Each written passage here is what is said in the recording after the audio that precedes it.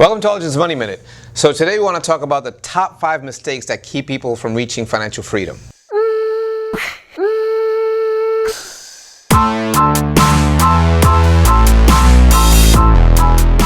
First mistake that we see most people do that holds them back is living beyond their means, Jason. Yeah. And what that means, basically, you're spending more than what you're making. That's right. And that's critical because that really penetrates the different areas of your financial life, of your financial decision, your financial plan. So if we do this, what could it cause us to do, Jason? Yeah, so living beyond your means really encompasses a lot of different things. If you live beyond your means, a lot of times you're using debt to buy cars, and you're buying new car because you want the newest car and the nicest car. Right. So you have car debt, and then a lot of times you want that thing, and you're buying that on a credit card, or you want to go to that nice school, so you have a lot of student loan debt, right. Or you want to have the nicest house, right. And so you buy too much house, right. And so this is probably one of the biggest things that keep people from reaching financial freedom, because they're making all of those payments, that all of their income is going to making those payments, and they cannot put any money away for the future. That's exactly right. So number one mistake is living beyond your means, basically spending more than you really should be based on your income level. That's right. Okay.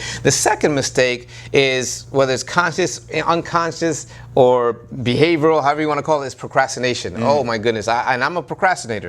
Okay, but procrastination, it can kill your financial success, because I always tell people when we do financial planning, time is either your ally or your enemy, depending how much you have left of it. Okay, so we tell people all the time, the younger you are and the younger you start, the better are your chances of reaching financial goals. Yeah, and procrastination can be caused by a lot of things.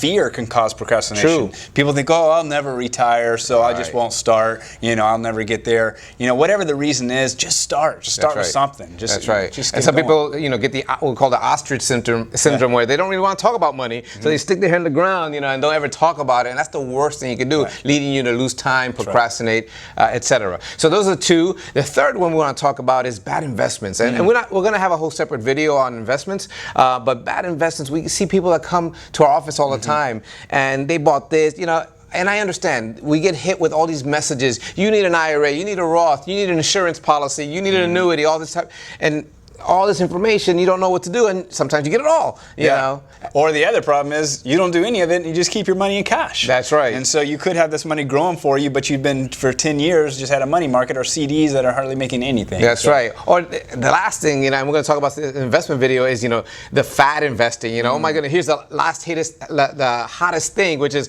let me buy real estate, or let me buy gold, or let me buy, this specific stock, or, all that type of stuff. And you're chasing stuff instead of having stuff work for you. That's right. And by the time you buy it, a lot of times it's at its high, and it takes a big fall afterwards. That's exactly right. Then the fourth mistake is you don't have a plan.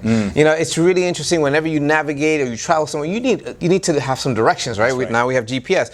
Same thing with your finances. You need a financial GPS to help you determine how much should I save, where should I save, what's the best way, and give you a time frame, a target, a goal to achieve. That's right. And yet we find that most people don't have a financial plan to be able to help them get to one of the most important areas of their life, which is financial freedom. Yeah, and with that plan, a lot of times people think, oh, I need to start investing. Well, maybe you actually need to pay off some debt first, or maybe you need some emergency reserves to keep you going further into debt or get you through some bad times. So a plan covers more than just how much to invest, which is important, and where to, but let's get a good foundation first. That's right. Yeah. And then lastly, the fifth mistake is, if you do have a plan, not sticking to the plan. That's right. Life happens. We understand that, and that's why we tell people financial planning is dynamic. It has to change with your circumstances. We went through a pandemic. Did you lose your job? What happened? Get married. Exactly. So as life happens, you have to have a plan that changes with it. Okay, it's dynamic, and that you actually follow and stick to it. Yeah. So thanks so much for listening. We hope this helps, and we hope to see you soon. So is there a question?